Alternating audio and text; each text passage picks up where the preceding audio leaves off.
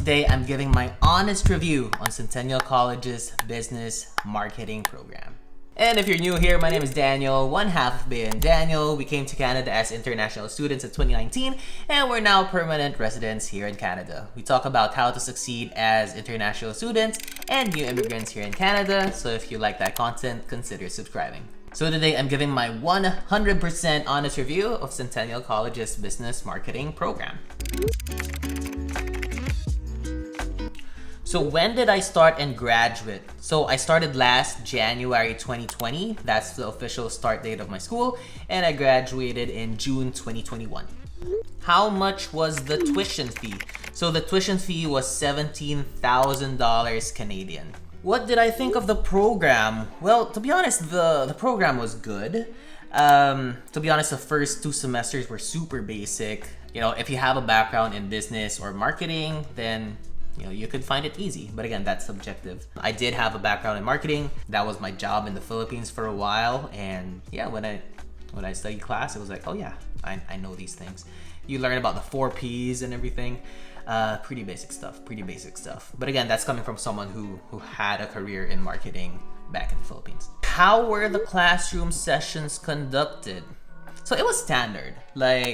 Just like how any classroom lecture goes.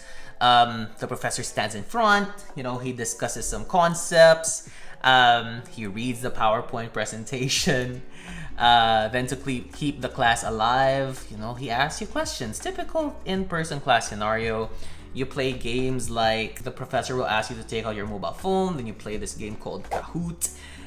Pretty fun. It just brings out your competitive side. And there are a lot of group activities which I absolutely hate. I hate it. Were homework and quizzes difficult? So it's subjective, right? It depends on the type of student that you are. If you could tell, I'm the type of student who sits in front of a class, who recites all the time, participates actively, aka annoying as So I found homeworks and quizzes quite easy. But if you're the type of student who doesn't study or doesn't even come to class, then you could fail. What did I dislike about the program? So as I've said earlier, I hated the group activities. I absolutely hate it. Hate is such a strong word to describe something, but I hate group activities. Your professors usually group you in random groupings. You can't sit by your friends and then you're the group members. And the reasoning behind that is because in the workplace, you can't choose who you work with. So professor will pair you up in random groupings and you don't know each other. And then you have to figure out, okay, who's the leader? Okay, what part are you gonna do? And then they'll end up not doing their work. It's a nightmare, to be honest. It's a nightmare. And there will be numerous times where, let's face it, you'll be placed in a group with a bunch of freeloaders. Yes, I'm being blunt, but that's a reality. In any school, there would be freeloaders. Even if you try to get them to participate in the group activity, they'll try their best, they'll submit something, but that lessens the quality of the entire group. And ultimately, it lessens the quality of your work because as a group, you're graded as 1. So if you're out there putting all this effort, if you're grade conscious like me, you're out there, you want an 8+ on this thing, and then you have some freeloader group members who just plagiarizes everything and sends it to you, and you're like, wow, this is gonna bring my grade down. So personally, what I did was I just did the group work, man. To be honest, I don't care about my group members' grade because at the end of the day, I care about my grade, right? And if I know that my output would surpass their output and the grade that we'll actually get, then I'll tell them, okay, submit things, but I'll see if I can improve it. And that's just the type of student that I am, man. Especially here in Canada, I was aiming for super high grades. Even if I knew that high grades wouldn't necessarily land me the job, I wanted to prove myself that I could be an honor student, and I achieved that. I could go on and on, a whole episode about these group works. But yeah, these are tough, man. Good luck with group works. Good luck. So for online classes, how much was the tuition fee for online classes? So it was the same, $70,000 Canadian per year. So same breakdown as a while ago. What did I like about the online classes? So for online classes, to be honest, at first I didn't like it. Again, because I was that student in front of the class who was like, yeah, I gotta recite, I gotta understand all this. And when we transitioned to online, it's like I didn't have the discipline to listen. I was just like watching professors read me PowerPoint presentations, and that's just not how I learn.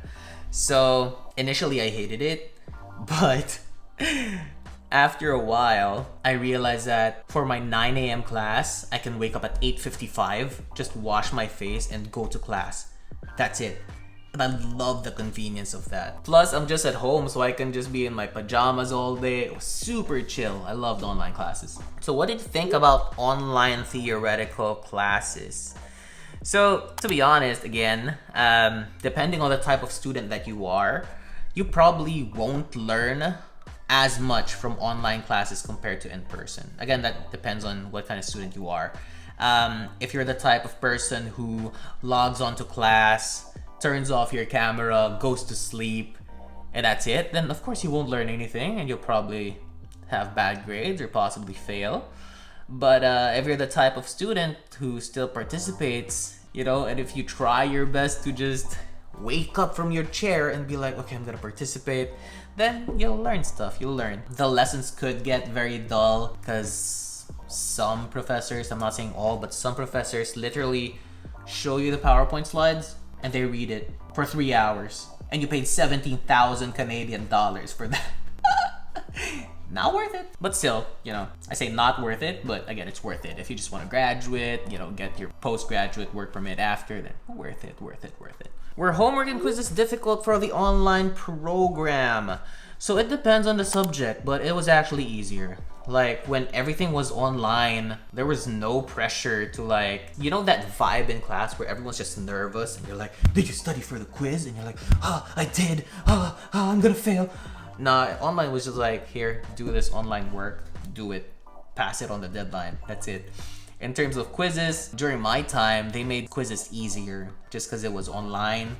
And, my professor said that their department agreed to make things easier because we're trying to cope with a whole online situation and COVID and all these things that were happening back then. So yeah, it was easier. I'm not sure if it's still easier now, but before it was so much easier. What did I dislike about the online program? So as I've said, I didn't like the fact that I was paying $17,000 Canadian per year and I'll have a professor log on, wake me up at 8 a.m. and read a PowerPoint presentation from 8 a.m. to 11 a.m. or 8 p.m. to 12 p.m. And sometimes for class participation, the professor would call on a random student and be like, hey, read the slide. And we didn't really learn much, y'all. We didn't learn much, but again, that was the time when COVID was happening and we had to cope with all these things. So we just learned how to be like, yeah, this is how classes are gonna be.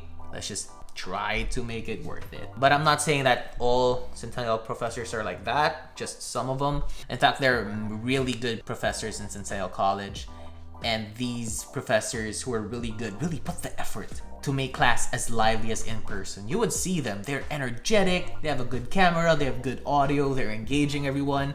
I learned from those professors and they became my favorite professors. I learned a lot from them, even if it's online. So super thankful for them. I also dislike the fact that the tuition fee was the same as in-person classes. You would hear a lot of international students saying, why am I paying the same amount if literally the quality of education lessened and literally we're not paying for miscellaneous fees like cleaning fees and all these things? But hey, Centennial, at the end of the day, they have to make money, and it is what it is. It is what it is. It's still a school, and we have to pay for it. So I didn't like that it was the same amount, to be honest. But what are we gonna do?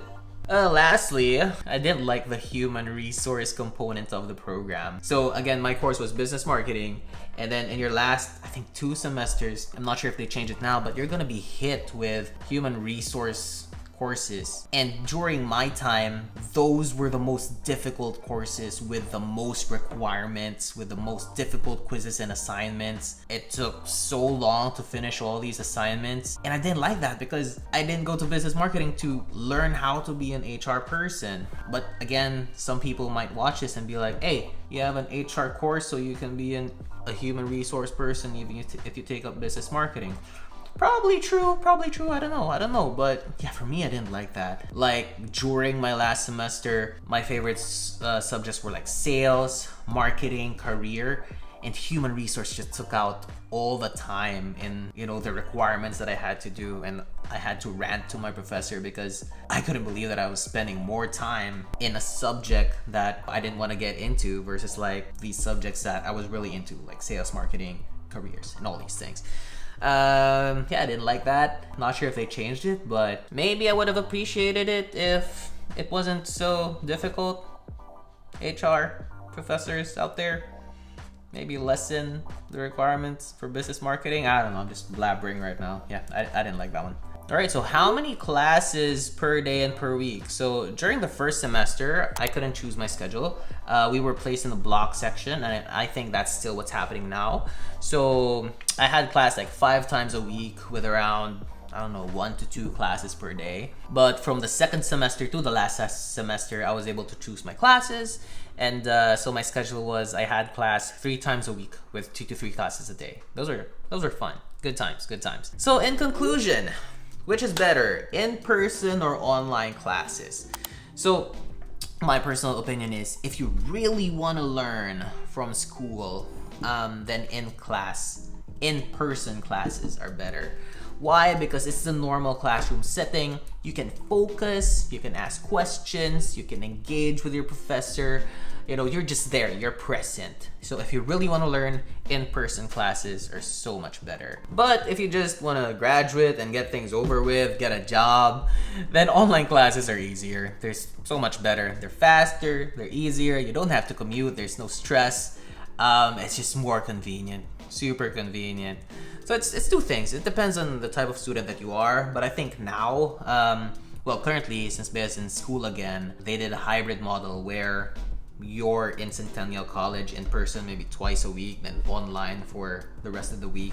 So it depends now. So hybrid model, maybe it's a way to go, but personally, I like online. I like online classes now. I like it. All right, so what's my rating of Centennial College's business marketing course? So for in-person classes, and this coming from someone who just spent 3 months in person, I'd give it a 7 out of 10. It's solid. When I was there, I was really engaged. The professors that Centennial College gets are really good, depending on the professor, of course. I learned from that. I enjoyed it. So 7 out of 10. For online classes, in terms of the quality of education that I received versus the price that I paid, the tuition fee, I would give it a 4 out of 10. So yeah, just in terms of like how the value of education that I got, that's a 4 out of 10. But in terms of convenience and just ease of graduation and just flying by the semesters, I give online classes a 10 out of 10. Perfect. So yeah, in conclusion, you know, I highly recommend Centennial College's business marketing program, especially if you want to get into a business or a marketing career. I like it. It's really good.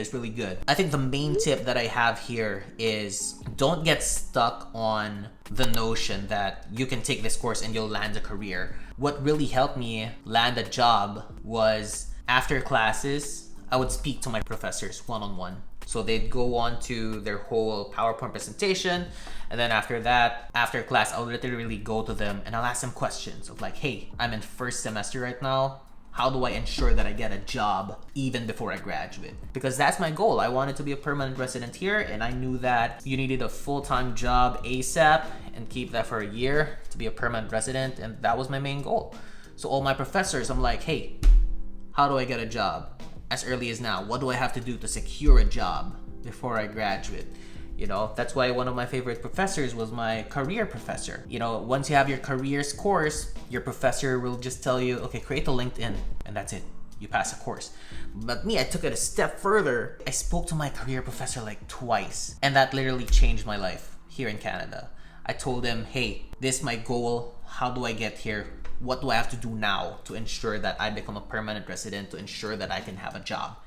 And he taught me everything I have to know. It's basically you have to network, you have to put in the work, you have to stand out from everyone else, and that's it. You have to put yourself first.